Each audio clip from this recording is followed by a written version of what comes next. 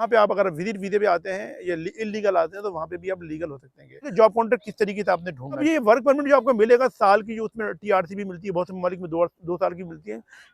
बिस्मिल्लाहिर्रहमानिर्रहीम, अस्सलाम वालेकुम फ्रेंड्स, मैं आपका दोस्त फ़कार ताहिर ख़ान आज एम्स्टर्डम नहीं लिस्बन पुर्तगाल से। जैसा कि फ्रेंड्स आप सबको पता है कि मैं लिस्बन में मौजूद हूँ और मेरी पिछली कुछ वीडियोज़ में आपने देखा कि मैं यूरोप के टूर पे गया हुआ था अपनी फैमिली के साथ। बच्चों की स्कूल की समर हॉलीडेज़ होती हैं, तो नॉर्मली ये समर हॉलीडेज़ हम बच्चों के साथ यूरोप के मुख्तलिफ ममालिक में निकल जाते हैं क्योंकि मौसम अच्छा होता है। तो अच्छे मौसम में ही आप अपनी फैमिली के साथ निकल सकते हैं, वरना सर्दी के मौसम में तो आप घर से बाहर नहीं निकल सकते। तो यही वजह के बच्चों की स्कूल की छुट्टियाँ होती हैं और उसमें हम विजिट पे निकलते हैं। जैसा कि आप सबको पता है कि मैं पुर्तगाल में मौजूद हूँ, यहाँ पर भी हमारा ऑफिस मौजूद है। हम मुख्तलिफ इमिग्रेशन की सर्विसेज प्रोवाइड करते हैं। इसी तरीके से हमारा जो दूसरा ऑफिस है वो हॉलैंड एम्स्टर्डम में, जहाँ का मैं नेशनल भी हूँ, तो वहाँ पे भी है और मेरा आना जाना लगे रहता है। अब काफ़ी लोग मुझसे राब्ता करते हैं और कहते हैं कि वकार भाई, पुर्तगाल ही एक ऐसा वाहिद मुल्क था जहाँ पे लोग लीगल आते थे या इलीगल आते थे और आने के बाद वो लीगल हो जाया करते थे, यानी फाइल लॉ करवाते थे आर्टिकल 88 और 89 के तहत, और उनको फिर वहाँ पे साल 1.5 साल में वहाँ की टीआरसी मिल जाया करती थी। और ये भी बहुत अच्छा था कि पुर्तगाल में 5 साल में जो है वो पासपोर्ट मिल जाता है। लेकिन अब पुर्तगाल की तो इमिग्रेशन बंद हो चुकी है, तो काफ़ी लोग मुझसे बोल रहे हैं वकार भाई कोई अल्टरनेटिव रास्ता बताइए, अल्टरनेटिव इसका क्या है। तो फ्रेंड, इसके अल्टरनेटिव कुछ कंट्रीज़ हैं और वो लिमिटेड कंट्रीज़ हैं। मैं आपके अभी इस वीडियो में आपको जो है वो अल्टरनेटिव कंट्रीज़ के हवाले से बताना चाह रहा हूँ। और वहाँ पे आप अगर विजिट वीज़े पे आते हैं या इल्लीगल आते हैं तो वहाँ पे भी आप लीगल हो सकते हैं। और वो इल्लीगल लोगों के लिए सिर्फ एक ही कंट्री है। सबसे पहले जो कंट्री फ्रेंड वो जिसका मैं जिक्र कर रहा हूँ, अगर आप इल्लीगल आते हैं डिंकी लगा के या किसी भी तरीके से, या लीगल आते हैं उस तरीके से, तो वो है स्पेन। स्पेन में एक सिस्टम है, लेकिन बिल्कुल इन शॉर्ट इस वीडियो में आपको एक्सप्लेन कर रहा हूँ।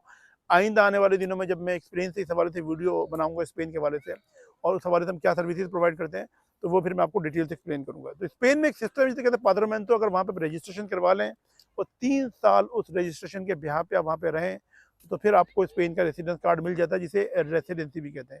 जब नेक्स्ट टाइम वीडियो बनाऊंगा इस हवाले से डिटेल से, तो मजीद पूरा प्रोसेस आपको एक्सप्लेन कर दूंगा। इसके अलावा फ्रेंड्स, ये दूसरा कंट्री है। अब वो वहाँ पे इलीगल वाली कहानी नहीं है, वहाँ पे अपने लीगल आना विजिट वीजे पे। वो विजिट वीज़ा किसी भी शेंगन कंट्री का हो, चाहे वो नीदरलैंड्स का हो, जर्मनी का, पुर्तगाल का, स्पेन का, किसी भी कंट्री का, तो वो है फ्रेंड माल्टा। माल्टा के अंदर भी अगर आप विजिट वीजे पे आते हैं तो वहाँ पर आप जो है वो जॉब कॉन्ट्रैक्ट मिल जाता है आपको। तो जॉब कॉन्ट्रैक्ट के बिहाफ पे फिर वहाँ पे आपको 3 महीने का प्रोसेस होता है और 1 से 3 महीने का, उसमें फिर आपको वहाँ का रेसिडेंस कार्ड मिल जाता है। इसके अलावा जो फ्रेंड, इसके बाद जो कंट्री है वो है क्रोशिया। क्रोशिया में नॉर्मली जो काम है वो है ज़्यादा डिलीवरी का और कंस्ट्रक्शन का। तो वहाँ पे भी अगर आपको कोई कंपनी आपको जॉब कॉन्ट्रैक्ट देती है और आपको जॉब कॉन्ट्रैक्ट मिलने के बाद वहाँ पे फिर आप एक प्रोसेस शुरू करते हैं वकील के थ्रू, तो फिर वहाँ का भी आपको रेसिडेंस कार्ड मिल जाता है और फिर जॉब भी चल रही होती है साथ साथ में आपकी। इसके बाद जो फ्रेंड अगला कंट्री है, नेक्स्ट कंट्री, वो है सुल्वेनिया। सुल्वेनिया के अंदर भी बिल्कुल यही प्रोसेस है। अगर आप वहाँ पे विजिट वीजे पे आते हैं किसी भी शेंगन स्टेट की कंट्री का, तो कोई भी कंपनी किसी भी कैटेगरी में अगर आपको जॉब को कॉन्ट्रैक्ट देती है, तो आप वकील हायर करके वहाँ पे इमिग्रेशन का प्रोसेस करवा सकते हैं और वहाँ का आपको रेसिडेंस कार्ड मिल जाता है।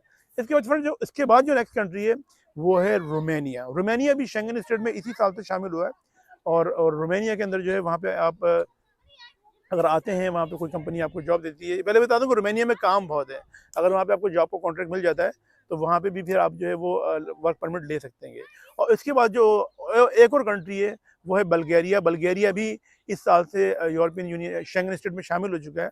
तो बल्गेरिया में भी अगर आप विजिट वीज़ा या किसी भी तरीके से वहाँ पे आ जाते हैं विजिट वीज़ा लेके, या तो वहाँ पे भी आप जो है जॉब कॉन्ट्रैक्ट अगर आपको मिलता है तो फिर वहाँ पे आप ईज़िली जो है उसको वर्क परमिट में चेंज करवा सकते हैं। ये सारी चीज़ें जो मैंने बताई हैं, इसके लिए अक्सर और बेशतर लॉयर की ज़रूरत होती है। उसकी एक मुख्तसर सी फीस होती है, वो लेता है और ये आपका प्रोसेस कर तो आप खुद भी सकते हैं, लेकिन बहुत सारे कानूनी मामला होते हैं जिनको आप अच्छे तरीके से नहीं समझ रहे होते, तो लॉयर के थ्रू ये मामला बहुत ईज़िली हो जाते हैं। अच्छा फ्रेंड, इसके अलावा जो मैंने आपको कुछ कंट्रीज़ बताए हैं, इसके हवाले से आप बोलेंगे वकार भाई हमारे को जॉब को कॉन्ट्रैक्ट किस तरीके से मिलेगा, हम तो पाकिस्तान से आ रहे हैं जर्मनी का विजिट वीज़ा लेके, फ्रांस का विजिट वीज़ा लेके, और हम चले जाएँ माल्टा में और रोमानिया में हमारा तो वहाँ पे, तो उसके लिए एक तरीका कार है कि जॉब कॉन्ट्रैक्ट किस तरीके से आपने ढूंढना है। जॉब कॉन्ट्रैक्ट के लिए फ्रेंड मुख्तलिफ जॉब पोर्टल्स हैं, वहाँ पे जाके आप इन ममालिक में जो मुख्तलिफ कंपनीज हैं वहाँ पे जॉब ढूंढ सकते हैं। वो जॉब लेबर कैटेगरी की भी हो सकती है और वो जॉब जो है वो आपकी एक अच्छे प्रोफेशन की भी हो सकती है। अब काफ़ी लोग बोलेंगे वकार भाई हम तो पढ़ना लिखना भी नहीं आता, क्योंकि बहुत से लोग जो है वो बिल्कुल ही उनको चाह रहे हो तो उनका हलवा मिल जाए। तो हलवा तो कुछ भी नहीं मिलता फ्रेंड, कुछ ना कुछ तो आपको अपनी ज़िंदगी में करना पड़ता है।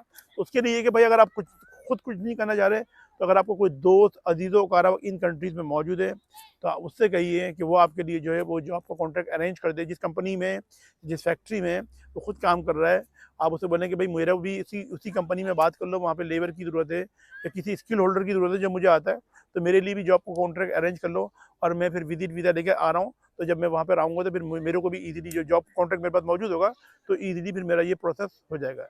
तो ये कुछ कंट्री जो मैंने बताए फ्रेंड, यहाँ पर आपको ये है कि वर्क परमिट के यहाँ पे विजिट वीज़ा जो है आपका वो ईज़िली चेंज हो जाएगा आपका वर्क परमिट में। अच्छा, अब ये वर्क परमिट जो आपको मिलेगा साल की, जो उसमें टीआरसी भी मिलती है, बहुत से ममालिक में 2 साल की मिलती है। लेकिन फ्रेंड ये कोई इमिग्रेशन नहीं है। इसमें एक इशू ये होता है कि जब तक आपका जॉब का कॉन्ट्रैक्ट, यानी 1 साल का आपको जॉब का कॉन्ट्रैक्ट मिला, फिर आपको अगले साल आपने इसको एक्सटेंड करवाना है, तो फिर अगले साल के लिए जॉब का कॉन्ट्रैक्ट होना चाहिए। अगर 1 साल का जॉब का कॉन्ट्रैक्ट अगर वो ख़त्म हो गया तो फिर अगले साल आपका कार्ड एक्सटेंड नहीं होगा। ये काफ़ी लोगों के साथ हो गया है, तो ये रखिए। लेकिन जब लोग यहाँ पर आ जाते हैं, साल का उनको 1.5 साल 2 साल की टीआरसी मिल जाती है, तो इतना में फिर वो और भी दूसरे ममालिक में अपना कुछ ना कुछ सिलसिला बना लेते हैं।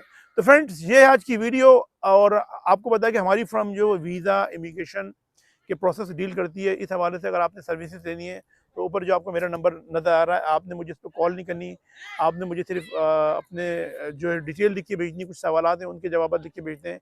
अब वो सवालात हैं कि आपकी नेट सैलरी कितनी है, सैलरी आपके अकाउंट में आती है या नहीं आती, और अगर आप बिज़नेस कर रहे हैं तो बिज़नेस की डिटेल लिख के भेजें कि बिज़नेस में टैक्स रिटर्न की क्या सूरत हाल है, और कितने का टैक्स जमा करवाया है, पूरे साल की इनकम आपने कितनी शो करी है, और अपनी बैंक स्टेटमेंट और अपनी ट्रेवल हिस्ट्री के हवाले से भेजें। और जो गल्फ़ में मेरे भाई रहते हैं उनको भी चाहिए कि वो अपनी नेट सैलरी लिख कर भेजें और ये बताएं कि उनको कंपनी की तरफ से एनओसी मिलेगी या नहीं मिलेगी।